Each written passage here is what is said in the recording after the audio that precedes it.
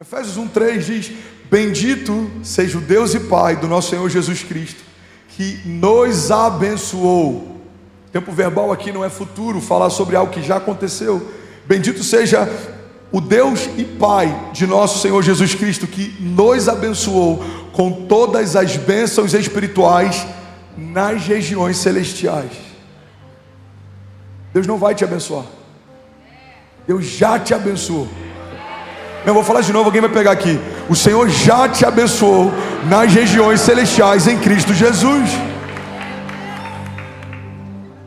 Então o que eu preciso fazer para viver promessas?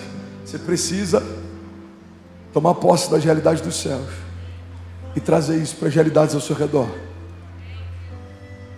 Alguém está comigo? Diga amém.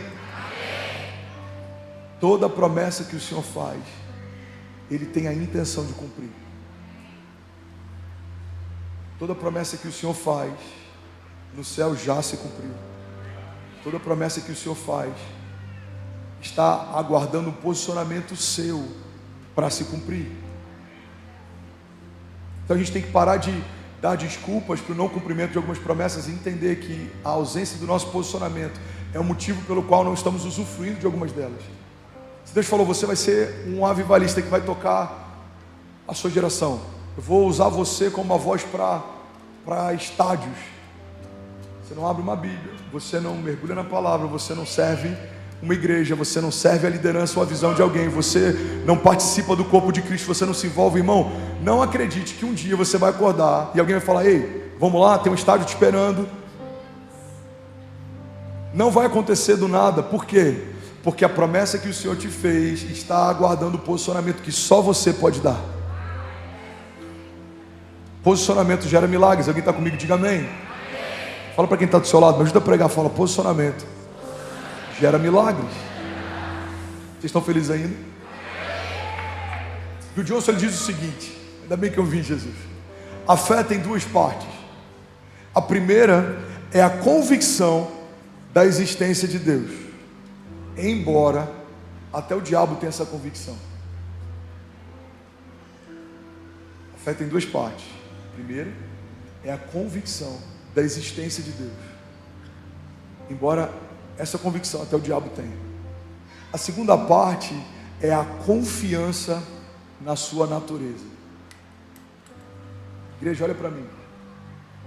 É impossível alguém que confia na natureza de Deus não viver a plenitude das promessas de Deus.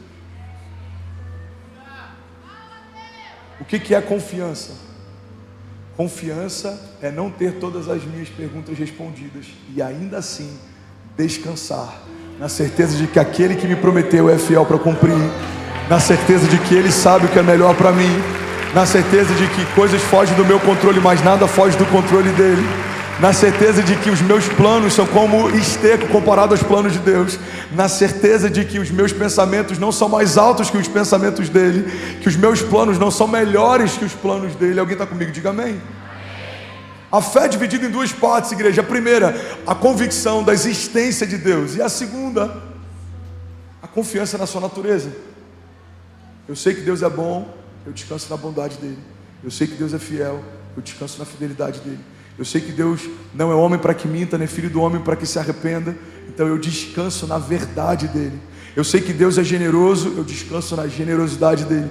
Eu sei que Deus é galardoador, Ele recompensa os seus, então eu descanso na recompensa dEle. Eu sei que Deus ele está pronto para estender as suas mãos, mesmo que eu tropece, Ele está pronto para me receber e me colocar de novo. Eu descanso na misericórdia dEle. Irmão, a gente precisa conhecer as facetas do caráter de Deus, e a gente precisa confiar nas características de cada uma delas. Se eu conheço o caráter de um Deus provedor, eu começo a acessar a provisão do tipo de Deus. Se eu conheço o caráter de um Deus perdoador, eu começo a acessar a graça de Deus. Se eu conheço a faceta desse caráter de um Deus que é cura, eu começo a acessar a cura de Deus.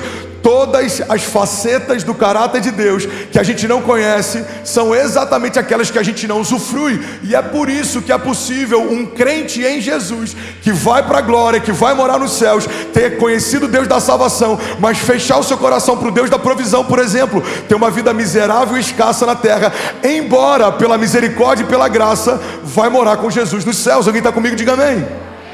É possível? É possível. Creio que Deus salva, mas eu não quero que ninguém fale comigo sobre fé e dinheiro, porque eu não creio que Deus provê. Tá tudo bem, você vai ter uma vida escassa, mas no céu você vai morar na glória. Agora, eu preciso entender que o que Deus tem para nós é reinado e sacerdócio. Os meus olhos estão fitos na glória, naquele dia em que Ele vai voltar, mas enquanto Ele não volta, eu preciso governar na terra e usufruir tudo que Ele tem para mim. Fazemos história na terra, não tiramos os olhos dos céus. Vivemos promessas que se cumprem na terra, mas estamos debaixo de uma promessa a respeito dos céus. Pedro diz: para onde iremos nós, Senhor, se só Tu tens palavras de vida eterna? Igreja, as promessas que Deus fez para nós nesses dias, para esse tempo, elas são incríveis, gloriosas, poderosas. Elas precisam se cumprir, porque a manifestação da glória de Deus em você gera fé em quem está ao seu redor. A manifestação do transbordo de Deus sobre você gera testemunhos que edificam quem está ao teu redor. Agora a gente precisa entender que de todas as promessas que o Senhor nos fez, a maior delas é a garantia de que Ele está construindo para nós uma morada. Ele diz: eu estou construindo uma morada com meu Pai para recebê-los. E Ele ainda diz: e se não fosse assim, eu não teria dito. Quem está comigo? Diga amém. Então fala com autoridade, diga: eu preciso crer que Deus existe, e eu preciso confiar na sua natureza. Primeiro princípio que eu quero compartilhar: para viver a promessa, você precisa confiar nele. Fala para quem está do seu lado: para viver a promessa, você precisa confiar nele.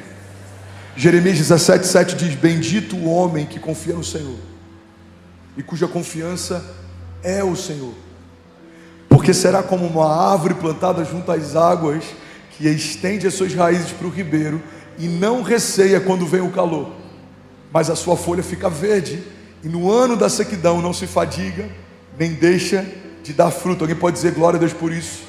2 Coríntios 20:22 diz: pois quantas forem as promessas feitas por Deus, tantas tem em Cristo o sim, e por meio dele o amém é pronunciado por nós, para a glória de Deus. Ora, é Deus quem faz que nós e vocês permaneçamos firmes em Cristo. Ele nos ungiu, nos selou como a sua propriedade, pôs o seu Espírito em nossos corações como uma garantia daquilo que está por vir. Alguém pode dizer glória a Deus por isso? Sabe uma das coisas mais lindas em relação à promessa que Deus faz para homens? É que a parte fácil fica com a criação. Está dizendo, cada promessa, quem fez a promessa? Deus. Quem disse sim para a promessa? Jesus. O que a gente faz? Fala amém. O que significa amém? Assim seja. Então, Deus faz a promessa, Jesus garante a promessa, eu só concordo com ela. Como igreja, pega isso aqui. Deus fez a promessa, Jesus concorda com ela, eu só digo amém. Deus fez a promessa, Jesus garante a promessa, eu só concordo com ela. Deus fez a promessa, Jesus garante a promessa, eu só concordo com ela. Então, na jornada de fé, quando o assunto é promessa, Deus está dizendo para alguém aqui nessa manhã: filho, faz o fácil, deixa que o impossível eu faço. O que é mais fácil, igreja? Abrir o mar ou tocar com um cajado de madeira a terra? O que é mais fácil? Fazer jorrar água de uma rocha ou falar com ela? O que é mais fácil? Andar sobre as águas, submeter a gravidade a uma palavra, ou tirar o pé do barco? O que é mais fácil? Levantar a mão e no seu coração reconhecer Jesus como seu Salvador,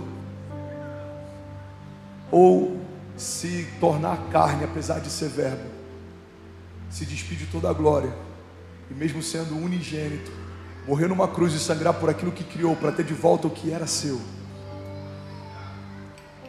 A graça não diz respeito àquilo que eu possa fazer para me salvar, a graça diz respeito a reconhecer aquilo que Jesus já fez para me salvar. A graça não é conquista, a graça é herança, a graça não é conquista, a graça é presente. Eu recebi, eu não poderia fazer, eu não poderia me justificar, Ele me justificou. Eu não poderia me salvar, Ele me salvou. Eu não poderia me curar, Ele me curou. Eu não poderia me libertar, Ele me libertou. Alguém aqui? Então o princípio básico sobre promessa de Deus é que a criação sempre fica com a parte mais fácil. Faz o fácil, deixa que o difícil eu faço. O que é mais fácil?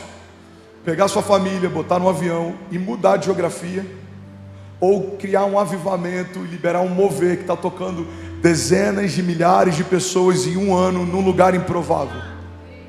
Alguns dizem, cara, que demais você está vivendo, irmão, parabéns pela visão, Não. O que eu fiz de mais poderoso foi obedecer uma palavra, mas nem a palavra quem liberou fui eu ouvi.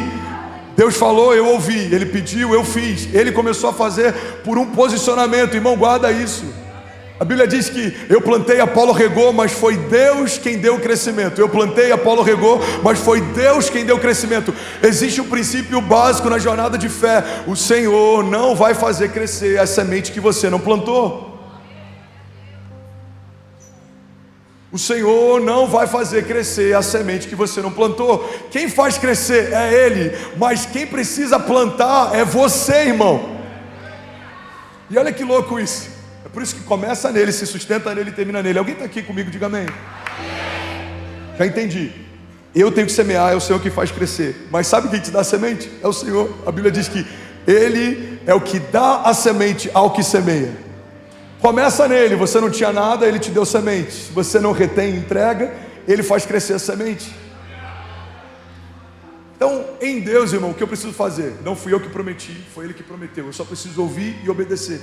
Ele promete, Ele sustenta a promessa, Ele cumpre ela. Ele promete, Ele sustenta a promessa, Ele cumpre ela. Vamos, alguém? Ele promete, Ele sustenta a promessa e Ele cumpre ela. A Bíblia diz que é Ele quem gera em nós tanto o querer quanto o efetuar. Por isso toda promessa aponta para Deus, porque a glória dEle em prometer, a glória dEle em sustentar e a glória dEle quando se cumpre.